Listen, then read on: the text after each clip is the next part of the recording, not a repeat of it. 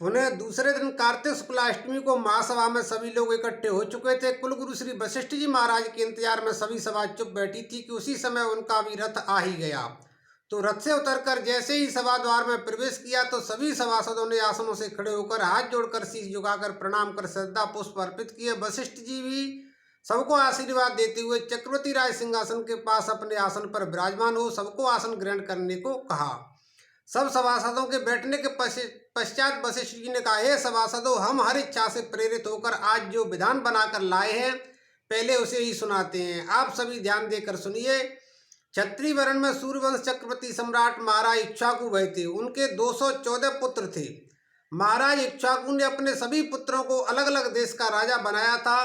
गोपराज बनने वाले 214 राजकुमारों के पिता उन्हीं राजाओं के वंशज राजा हैं।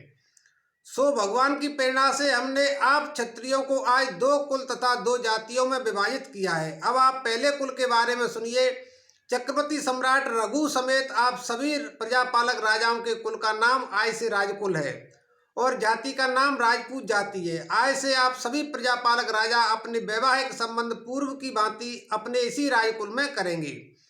अब आप दूसरे कुल के बारे में सुनिए। चक्रवर्ती गोपराज बनने वाले राजकुमार धर्म समेत सभी गोपालकों के कुल का नाम आय से गोप कुल होगा और जाति का नाम गुर्जर जाति होगा। क्योंकि राजकुमार धर्म ने भूमंडल के चक्रवर्ती राज्य के युवराज पद को अस्वीकार कर केवल अनाथ गायों को चराकर एवं उनकी सेवा में रहकर ही जीवन गुजारने का तथा गायों से ही गुजारा करने का महान व्रत लिया है। और सभी गोपराजों के गोत्रों का नामकरण भी गोपराज बनने वाले राजकुमारों के पिता के पिताजी के नाम से मिलाकर किया गया है।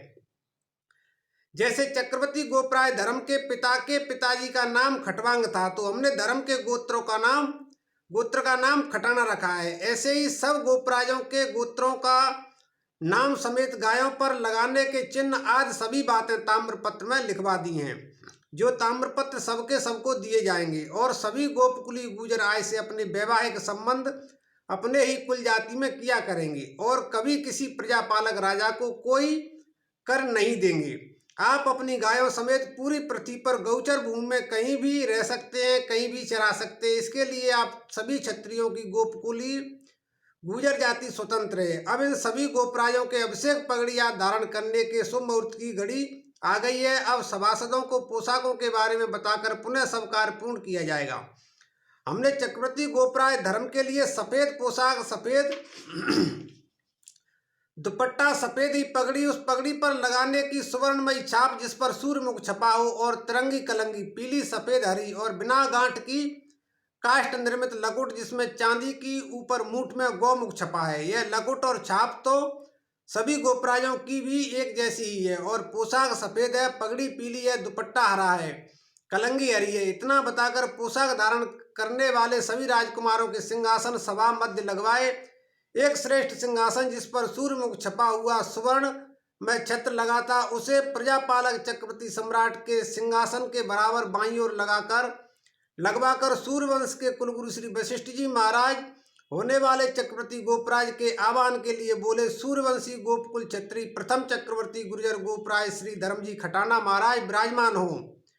तब गुरु चरणों में प्रणाम कराकर सभी गोपराजों ने मिलकर सिंहासन पर विराजमान किया। तब वशिष्ठ जी ने समस्त तीर्थों के जल से अभिषेक कर पोशाक, छाप, लकुट आदि धारण कराकर जैसे ही पगड़ी धारण कराई उसी समय आकाशवाणी का गंभीर स्वर गूंजने लगा, हे सूर्यवंशी गोपकुल क्षत्रिय प्रथम चक्रवर्ती गुर्जर गोपराज धर्म, तुमने संपूर्ण भूमंडल के चक्रवर्ती राज के युवराज पद को अस्वीकार कर केवल गौ पालन से ही गुजारा करने का जो महान व्रत लिया है, इससे मैं आदि पुरुष भगवान प्रसन्न होकर तुमको वरदान देता हूँ कि द्वापर युग में जब चंद्रवंशी क्षत्रियों में यदुकुली अहिरों के या ब्रजभूमि में मैं अवतार लूंगा, तभी उसी ब्रजभूमि में ही मेरी परम आराधनी शक्ति तेरे ही वंश में परकर समेत अवतार लेंगी, जिनके अवतरण से तुम्हारी गुर्जर जाति व गोपकुल तीनों लोकों की पूज्य होकर प्रकाशित होगी।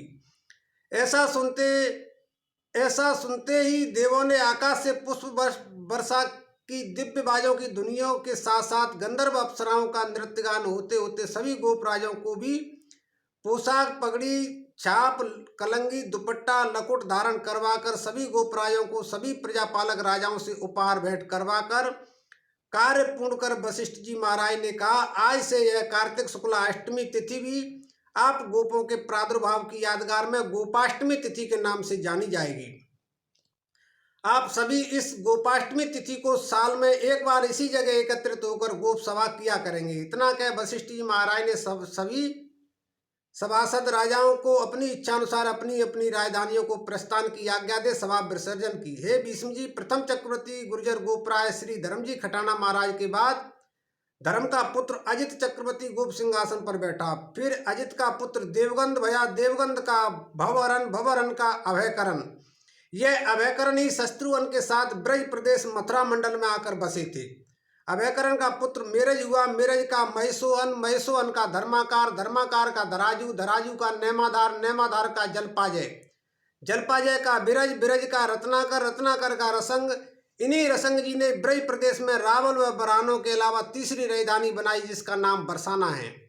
फिर रसंग का पुत्र प्रभाकर भया, प्रभाकर का अमतावली, अमतावली का परमाजित, परमाजित का उदयमित, उदयमित का प्रताप, प्रताप का प्रकाश, प्रकाश का अनन बजाज, अनन बजाज का आशापति, आशापति का अजमंगल, अजमंगल का सोमंगल, सोमंगल का शुभंकर, शुभंकर का महाऋषि, महाऋषि का भाववीर, भाववीर का जवावर, जवावर का रूपनिधि, रूपनिधि का आकर्षण, आकर्षण का अच्छाव्रत, अच्छाव्रत का मगन माधव, मगन माधव का किलोल मगन, किलोल मगन का जैतजय, जैतजय का जसालय, जसालय का कृपालय, कृपालय का अचलमेघ, अचलमेघ का तब्रेश, तब्रेश का भूमेश, भूमेश का भूमंगल, भूमंगल का भोपाल, भोपाल का प्राणपाल, प्राणपाल का सत्यवल, सत्यवल का महाशिव, महाशिव का भगोजय, भगोजय का लक्ष्य ससव, लक्ष्य ससव का अरुणादुति, अरुणादुति का तमनाशक, तमनाशक का दैत्यादत्त, दैत्यादत्त का भूमेश्वर, भूमेश्वर का रवन, रवन का हिमकर, हिमकर का गुणनिधि, गुणनिधि का व्रत धर्म, व्रत धर्म का जोहन राव, जोहन राव का सुख सुंदर, सुख सुंदर का भोग भवन, भोग भवन का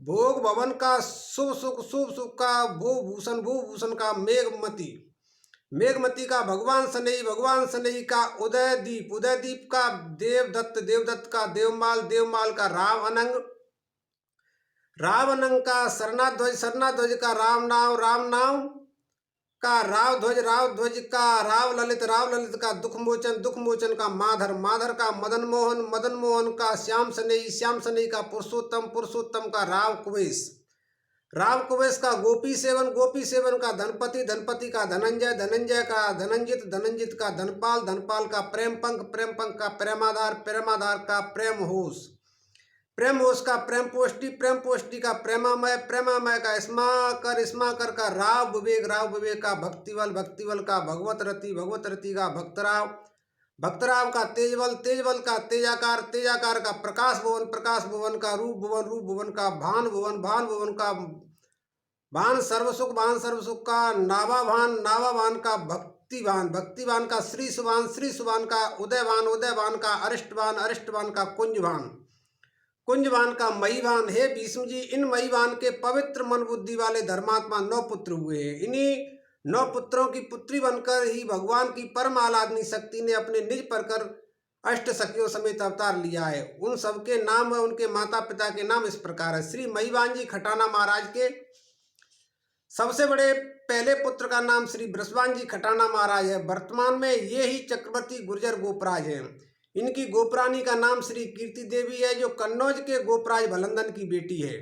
इन्हीं गोपरानी श्री कीर्ति के गर्भ से प्रथम एक पुत्र का जन्म हुआ जिसका नाम श्रीदामा है। वह भगवान श्री कृष्ण का सबसे प्रिय मित्र है। दूसरे गर्भ में भगवान श्री कृष्ण की परम आराधनी शक्ति ने जमुना तट पर बसे रावल नाम की राजधानी में जन्म लिया है। उनका नाम श्री राधा है। श्री महीवान जी के दूसरे पुत्र का नाम महावान जी है। उनको लोग विशोक भी कहते हैं। इनकी धर्मपत्नी का नाम शारदा जी है। अष्टमा सखियों में बड़ी सखी जिनका नाम श्री ललता है, जो इन्हीं की पुत्री के रूप में जन्मी है। महीवान जी के तीसरे पुत्र का नाम सत्यवान जी है। इन सत्यवान की धर्मपत्नी का नाम देवदानी जी है, जो विशाखा नाम की सखी इन्हीं की पुत्री बनी है। श्री महीवान जी के चौथे पुत्र का नाम गुणवान है। इन गुणवान जी की धर्मपत्नी का नाम सुकंठी जी है, जो चंपकला लता सखी की माँ है। श्री महीवान जी के पांचवें पुत्र का नाम धर्मभानु है। धर्मभानु की धर्मपत्नी का नाम सुभगा है। चित्रलेखा सखी इन्हीं की पुत्री है। श्री महीवान जी के छठवें पुत्र का नाम रुचिभान है। रुचिभान जी की धर्मपत्नी का नाम भौमा है। तुंग विद्या सखी उन्हीं की पुत्री है। श्री महिवान जी के 7वें पुत्र का नाम बरभान है। बरभान जी की धर्मपत्नी का नाम सुमुखी है, जो इंद्रलेखा सखी की माँ है। श्री महिवान जी के 8वें पुत्र का नाम सुभान है। सुभान जी की धर्मपत्नी का नाम मल्लिका है। रंग देवी सखी इन्हीं की पुत्री है। श्री महिवान जी के 9वें पुत्र का नाम रतिवान है। रतिवान जी की धर्मपत्नी का नाम बुद्धिमती है। सबसे छोटी सखी सुदेवी जी इन्हीं की पुत्री है। हे महर्षियों, इस तरह पुलस्त्य जी ने भीष्म जी को सूर्यवंश एवं चंद्रवंश की उत्पत्ति तथा सूर्यवंश में महाराज इक्ष्वाकु से लेकर चक्रवर्ती गुर्जर गोपराज बृहस्पति जी खटाना महाराज तक की वंशावली के साथ साथ गोपकुल गुर्जर जाति की उत्पत्ति और गोपकुल गुर्जर जाति में भगवान की परम आराधनीय शक्ति का परकर समेत अवतार लेने का प्रसंग सुनाकर कहा, हे भीष्म जी, अब आप आगे क्या सुनना चाहते हैं सो बताइए।